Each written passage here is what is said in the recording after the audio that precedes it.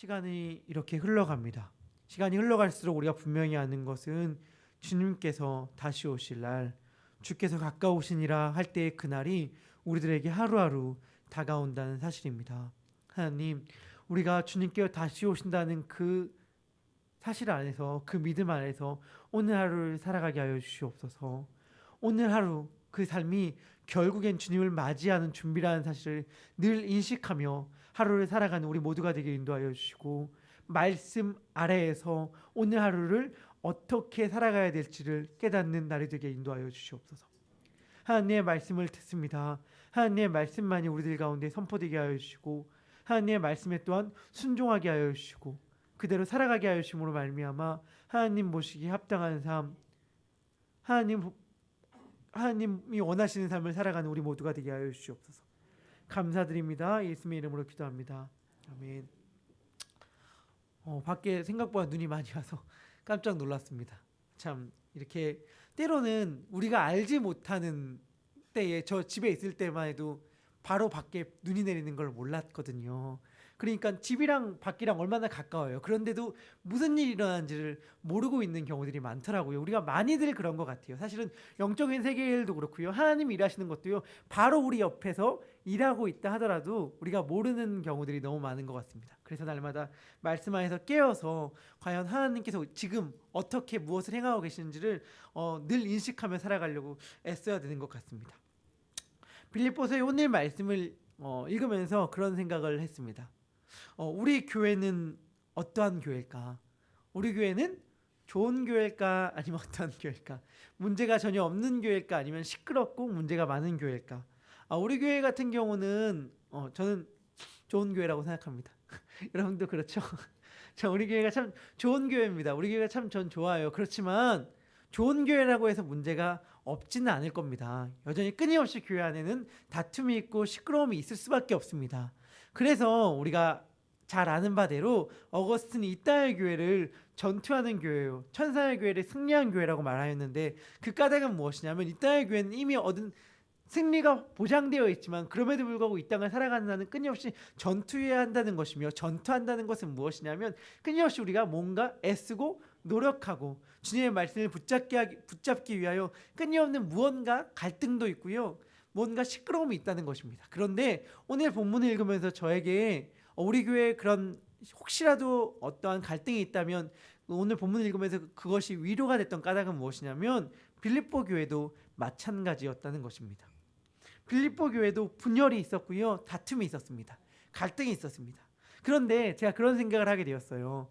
바울이 편지를 쓰면서 우리들에게, 그리고 특히 바울 편지를 읽고 있는 우리들에게 원하는 것이 무엇일까? 무슨 말이냐면 빌립보 교회도, 그리고 이 편지 다른 교회들도 많이 봤을 거 아닙니까? 다툼과 갈등이 있으니까 괜찮아. 너네 교회에 다툼과 갈등과 그런 분열이 있다고 해도 괜찮아. 교회가 뭐 그렇지 뭐. 교회가 다 그런 거야 라는 말을 들려주기 위해서 이 편지를 썼을까? 그러니까 무슨 말이냐면 다 똑같은 거니까 너희들 큰 문제 아니야 라는 말을 쓰기 위해서 편지를 쓴 건 아닐 것 같다는 거예요. 무슨 말이냐면 이러한 다툼과 분열이 너희 가운데도 있고 다른 많은 교회들에도 있는 줄 알지만 사실 교회는 이래서는 안 되는 곳이다. 교회는 한 마음과 한 뜻을 품어야 되는 곳이다 라는 것을 알려주기 위하여 편지를 썼다는 것이죠. 특별히 오늘 빌립보서 4장 2절을 보면 이러한 말이 나옵니다. 유오디아를 권하고 순두개를 권한다. 이거 말은 무슨 의미가 있냐면 빌립보 교회 안에서 영향력이 있던 두 명의 여인, 특히 집사들로 보는데 두 여집사가 갈등을 일으킨 것입니다.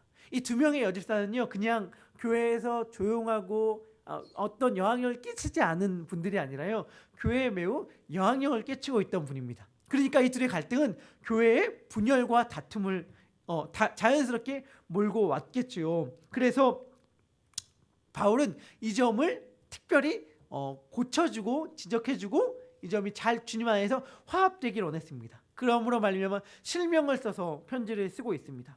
특별히 바울이 이 둘의 이름을 쓰면서 바울의 마음이 특별히 간절했던 까닭은 무엇이냐면 이 두 여인이 빌립보서 4장 3절을 보면 복음에 나와 함께, 바울과 함께 힘쓰던 자들이었기 때문입니다. 그렇기 때문에 바울의 마음은 더욱더 간절했습니다. 그래서 바울이 이 두 명의 여인의 교인에게 편지를 쓰면서, 그리고 빌립보 교인들에게 편지를 쓰면서 너무나도 당연하고 뻔한 말들을 합니다. 이 둘의 교회 분열에 대해 해결책을 제시하는데 바울의 해결책이 우리들에게 그렇게 매력적으로 다가오지 않아요. 왜냐하면 너무나도 당연한 말이거든요. 바울은 뭐라고 해결책을 제시하고 있습니까? 4장 2절에 보면 이렇게 얘기를 합니다. 주 안에서 같은 마음을 품으라. 이 마음이 뭐죠? 더 쉽게 말하면 뭡니까? 빌립보서 2장에서 나오는 예수 그리스도의 마음 아닙니까? 빌립보서 2장 5절에서 바울은 이미 이렇게 말한 적이 있습니다. 너희 안에 이 마음을 품으라 곧 그리스도 예수의 마음이니 라고 말하면서 이 마음에 대해 얘기한 적이 있어요. 이 마음은 어떠한 마음입니까? 자기를 비우는 마음, 자기를 낮추는 마음, 섬기는 마음, 곧 십자가에 죽는 마음 아닙니까? 십자가에 죽는 이 마음을 품으래요. 이 길만이 분열과 다툼을 해결하는 길이라고 지금 바울은 이야기하고 있는 것인데, 사실은 이것이 우리들에게 그게 크게 매력적으로 다가오지 않죠. 이게 틀린 방법이거나 동의하지 못해서가 아닙니다. 왜 그렇죠? 너무 뻔한 말이니까요. 그러니까 누구나 할 수 있는 말, 이런 말 누가 못해요? 양보해, 희생해, 섬겨, 누가 못합니까? 그런데 제가 어제 오늘 마음 가운데 주님께서 주신 마음이 있습니다. 뭐냐면 우리가 무언가를 뻔한 말이라고 했을 때에 우리들의 것이 어떠한 교과서적인 말, 뻔한 말이라고 할 때 우리들에게 마음에 감동이 되지 않은 경우들이 많지 않습니까? 그런데 사실은 뻔한 말이 우리들에게 계속해서 들려줘야 하는 까닭이 무엇인지를 알게 되었어요. 그 까닭은 무엇이냐면 그 뻔한 말대로 우리가 너무 당연한 건데요, 뻔한 말대로 우리가 살지 않아서입니다. 그러니까 제가 느끼게 됐어요. 맞는 말보다 저에게 더 필요한 것은 무엇이냐면 맞는 삶이구나. 그러니까 교과서적인 말보다 교과서적인 삶이 우리들에게 필요한데 그러지 못하니까 성경은 계속해서 우리가 볼 땐 너무 당연하고 뻔한 말들을 우리들에게 하는구나, 하나님은 그렇게 우리들에게 하는구나 라는 걸 알게 되었습니다. 뻔한 말이냐 아니냐가 중요한 것이 아니라 우리가 그렇게 살아가느냐 아니냐가 핵심 아니겠습니까? 바울은 그들이 화해할 수 있는 방법으로 이렇게 예수 그리스도의 마음을 품는 것을 얘기하면서 또한 같이 얘기하는 것이 있습니다. 바울은 이렇게 얘기합니다. 4장 3절에 참으로 나와 멍에를 같이 한 내게 구하노니 라고 얘기합니다. 여기서 멍에를 같이 한 내가 누군지에 대해서 많은 말들이 있지만 빌립보 성도들 불특정 다수, 그러니까 이 편지를 읽는 모두를 향하여 한 말이라고 보는 것이 합당한 것 같습니다. 그들을 향하여 바울은 이렇게 얘기합니다. 분열이 있고 다툼이 있으면 첫 번째, 그리스도 예수의 마음을 품고 그 마음으로 상대방을 대하라. 두 번째, 이 말도 되게 중요한 핵심인데 바울은 뭐라고 얘기하냐면 너희들이 함께 있는 자들이 그 이름이 생명책에 기록되어 있다는 것을 믿고 대해라 라고 바울은 이야기하는 것입니다. 교회 안에 분열과 다툼이 있을 때에 우리는 늘 그것을 염두에 두어야 합니다.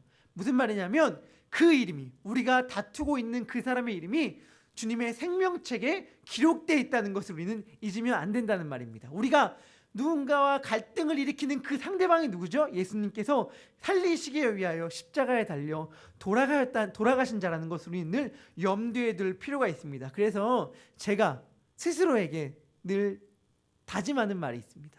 교회 안에서도 그렇고요, 밖에서도 그렇고 그리스도 안에서 갈등이 일어날 수 있지 않습니까? 그리고 어떨 때는 다툼이 있을 수도 있어요. 그럴 때마다 제가 늘 스스로에게 하는 말이 있습니다. 다투되 나중에 천국에서 만났을 때 어색하지 않을 정도만 다투자. 그러니까 무슨 말이냐면 결국에는 우리는 그리스도 안에서 한 형제요, 한 자매라는 사실을 우리는 늘 인식하고 염두에 두어야 한다는 것입니다. 물론 생각이 다를 수 있죠. 생각이 다름으로 말미암아 가끔씩 다툴 때도 있죠. 그렇지만 그 다툼도 우리가 한 형제라는 전제 하에서 결국엔 우리가 주님의 집에서 주님의 나라에서 함께 거할 자라는 큰 전제 아래서 이루어져야 한다는 것입니다. 우리는 이것을 늘 염두에 둘 필요가 있습니다. 이것이 교회를 끝내는 분열되고 갈라지지 않게 만드는 하나님의 길입니다. 형제를 대할 때 그 형제가 예수 그리스도께서 십자가에 달려 죽음으로 말미암아 살리신 자임을 기억하고 형제를 대해라 라고 오늘 바울은 이야기하고 있는 것입니다. 그래서 바울은 교회 안의 다툼과 분열의 해결책을 크게 이렇게 두 가지로 제시합니다. 예수 그리스도의 마음을 품어라. 상대방을 예수 그리스도가 죽음으로 말미암은 생명, 죽음으로 생명을 얻은 자로 대해라 라고 말했죠. 그리고 바울은 4장 4절에서 이렇게 이야기합니다. 주 안에서 항상 기뻐하라. 내가 다시 말하노니 기뻐하라. 빌립보서의 가장 큰 주제, 기쁨이 다시금 반복됩니다. 빌립보서는 감옥에서 쓰여졌지만 바울은 이 안에서도 기쁨을 말할 수 있었습니다. 그 까닭은 무엇입니까? 그 까닭이 여러 가지 있을 수 있지만 바울은 오늘 그 까닭을 주께서 가까우시기 때문이다 라고 4장 5절에서 이야기하고 있습니다. 주님께서 가까우시기 때문에 우리는 기뻐할 수 있습니다. 주님께서 가까우시기 때문에 내가 지금 경험하고 내가 지금 살아가고 있는 이 환경이 결코 나를 기쁘게 할 수 없는 환경이라 하더라도 우리가 기뻐할 수 있는 까닭은 이 환경을 단번에 역전시킬 주님께서 오실 날이 가까웠기 때문입니다. 바울은 그래서 기뻐하라 라고 이야기하고 있습니다. 또한 바울은 이야기합니다. 주님께서 가까우니 너희는 염려하지 말라. 그리고 모든 일에 기도와 간구로 너희 구할 것을 감사함으로 하나님께 기도하라 라고 이야기를 합니다. 그리하면 어떻게 한다고 이야기합니까? 주님께서 그리스도 안에서 하나님의 평강이 마음과 생각을 지킬 것이다 라고 얘기합니다. 저는 생각해 보았습니다. 이것이 너무 중요하구나. 무슨 말이냐면 주님께서 다시 오실 때까지 우리가 이 땅 가운데서 행해야 할 것이 무엇인가? 주님께서 다시 오실 때까지 우리가 이 땅 가운데서 누려야 할 것이 무엇인가? 그것은 마음과 생각을 지키는 것입니다. 마음과 생각은 우리가 스스로 지킬 수 없잖아요. 하나님께서 지켜주시는 거잖아요. 그러니까 무슨 말이냐면 주님께서 다시 오실 때까지 우리는 무너지면 안 되고 흐트러지면 안 되는 것이구나. 이것을 간절히 지키고 나가는 것이구나. 무엇입니까? 마음과 생각을 지키는 것인데 주님께서 다시 오실 때 주님 저의 마음을 저의 생각을 무너뜨리지 않고 흐트러버리지 않고 잊어버리지 않고 지켰습니다 라고 주님께 이야기할 수 있어야 하는데 그런 방법은 무엇인가? 그 방법은 염려하지 않고 하나님께 기도하는 것. 그러니까 염려라는 것이 무엇이냐면 염려라는 것은 우리들의 마음을 갉아먹고 우리들의 마음을 병들게 하는 것, 우리들의 마음을 지키지 못하게 하는 것이구나 라고 하는 걸 알게 되었습니다. 염려는 마음의 병이지요. 이 마음의 병에 걸리지 말고 하나님은 하나님께 다시 오실 때까지 감사함으로 모든 것을 하나님께 기도하면 하나님께서 그 마음을 지켜주심으로 말미암아 주님께서 다시 오실 그때 우리가 흐트러지지 아니하는 마음으로 주님을 만날 수 있다라고 이야기하는 것입니다. 그러니 너무나도 뻔한 말, 너무나도 당연한 말, 우리들의 마음을 지키고 염려하지 말고 하나님께 우리들의 염려를 내놓읍시다. 너무 당연한 말이지만 이게 너무 중요한 말이라는 것을 우리 성경은 오늘도 우리들에게 이야기하고 있습니다. 그리고 마지막으로 4장 8절 9절에서 바울은 하나님과 동행하는 방법에 대해 우리들에게 알려줍니다. 우리는 때로는 하나님께서 우리들에게 함께하지 않는다고 이야기합니다. 불평할 때가 있죠. 하나님 왜 저와 함께하지 않으십니까? 하나님 왜 저를 돌보지 않으십니까? 하나님 대체 어디에 계신 것입니까? 우리는 이야기합니다만 정작 우리는 무엇을 하는지 생각해 볼 필요가 있습니다. 그렇게 하나님께 불평과 불만을 이야기하는 우리는 무엇을 어떻게 행하고 있는가 살펴볼 필요가 있습니다. 바울은 하나님과 동행하는 방법을 9절에서 알려주고 있습니다. 바울은 이렇게 얘기합니다. 너희는 내게 배우고 받고 듣고 본 바를 행하라. 그리하면 평강의 하나님이 너희와 함께 계시리라 라고 이야기를 합니다.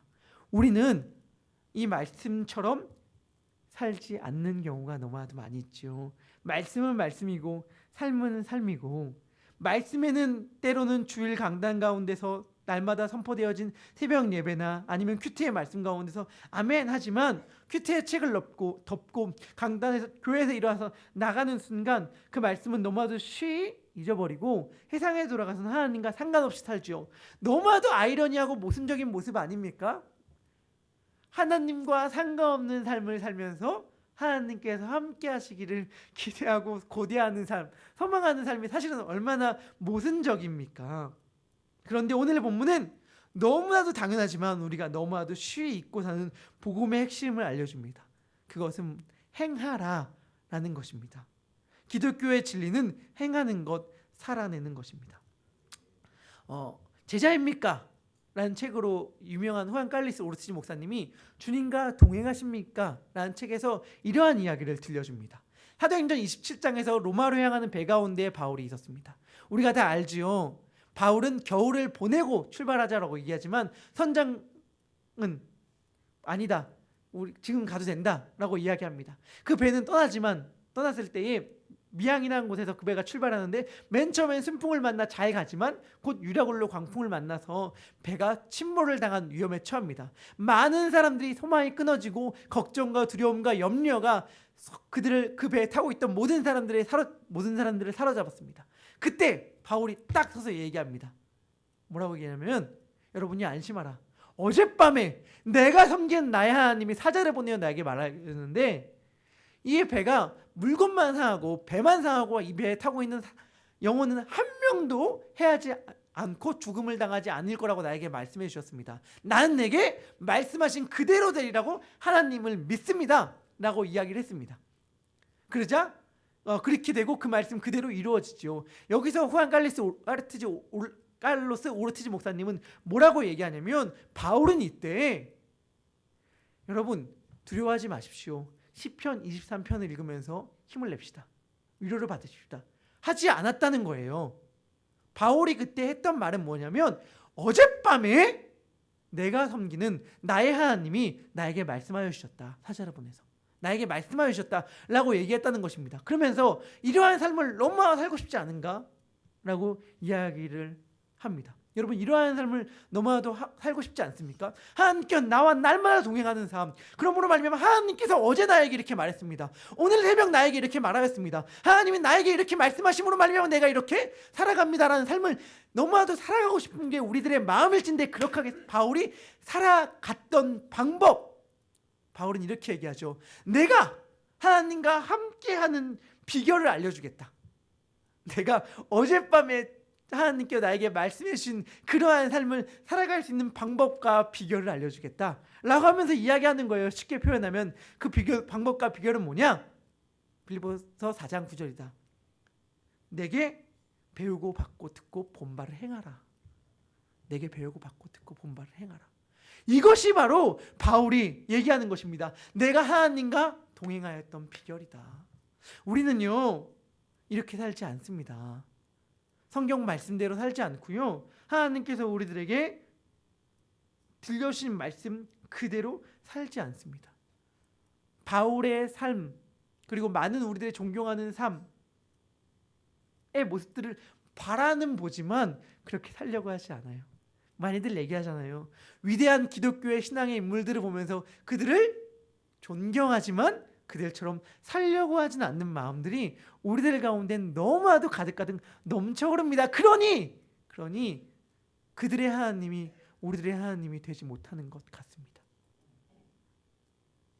바울의 하나님을 나의 하나님, 아브라함의 하나님, 이삭의 하나님, 야곱의 하나님을 나의 하나님으로 믿고 경험하며 살아갈 수 있는 방법은 그들처럼 하나님의 말씀대로 살아가는 길 외에는 없습니다. 하나님의 말씀대로 살아간다는 것. 오늘 말씀을 비추어 말한다면 두 가지를 다시 얘기할 수 있겠죠. 뭐냐면 예수 그리스도의 마음으로 살아가는 것. 그 마음은 십자가의 죽으심이라. 십자가에 죽기까지 복종하며 순종하며 사람들과의 관계 내에서 예수 그리스도의 삶을 본받아 살아가는 그 삶으로 살아가는 것이며 다른 사람들을 대할 때에 생명책에 그 이름이 적힌 사람들로 여기며 살아가는 그러한 삶을 살아갈 때에 하나님은 우리들에게 옆에 동행함의 은혜를 허락하여 주실 것입니다. 바라기는 이러한 삶을 살아감으로 말미암아 하나님이 나와 동행하십니다 라는 고백을 많은 주변 사람들과 내 스스로에게 그리고 하나님께 올려드릴 수 있는 예수 양남의 가족들이 되길 진심으로 소망합니다. 기도하겠습니다. 하나님과 함께하고 싶습니다. 날마다 하나님과 동행하고 싶습니다. 하나님과 교제하며 하나님과 사랑하며 살아가고 싶습니다. 그러나 때로는 하나님이 너무 멀게 느껴져서 나의 하나님은 대체 어디에 계십니까? 라는 질문이 우리들의 삶 가운데에 나올 때가 있습니다. 그런데 우리들 다시금 오늘 말씀 아래에서 우리들의 삶을 바라봅니다. 나는 하나님의 말씀대로 조금 더 순종하기 싫어하면서 하나님께서 나와 함께 하시기를 바라는 그러한 태도가 우리들에게 있지는 않습니까? 나는 하나님의 말씀 그대로 죽고 순종하고 영혼들을 대하기는 귀찮아하고 게을리하면서 하나님의 은혜와 사랑이 나의 삶에 가득 차기를 바라는 그런 모순적인 마음은 우리들의 가운데에 없었습니까? 하나님, 이 시간 다시금 정직하게 주님의 말씀을 대합니다. 하나님의 말씀대로 행하고 살아가게 하여 주시옵소서. 이 하나님의 말씀대로 순종하는 것은 결코 쉽지 않은 길이지만 십자가에 죽기까지 하는 순교의 길, 어려운 길, 죽음의 길이지만 이 길만이 하나님을 경험하는 길이요 하나님과 동행하는 길임을 고백하며 이 길을 걸어가는 우리 모두가 되게 하여 주시옵소서. 이 길을 걸어가겠다 믿음으로 결단하며 순종하며 나아갈 때 주님께서 그 마음 가운데에 찾아가 주셔서 함께하여 주시고 주의 동행함의 은혜를 날마다 허락하여 주시옵소서. 하나님께서 그런 은혜를 베풀어 주실 것을 믿고 감사드리고 소망하오며 이 모든 말씀을 살아계시며 날마다 우리들과 동행하시는 예수 그리스도의 이름으로 기도드립니다. 아멘. 하늘에 계신 우리 아버지여,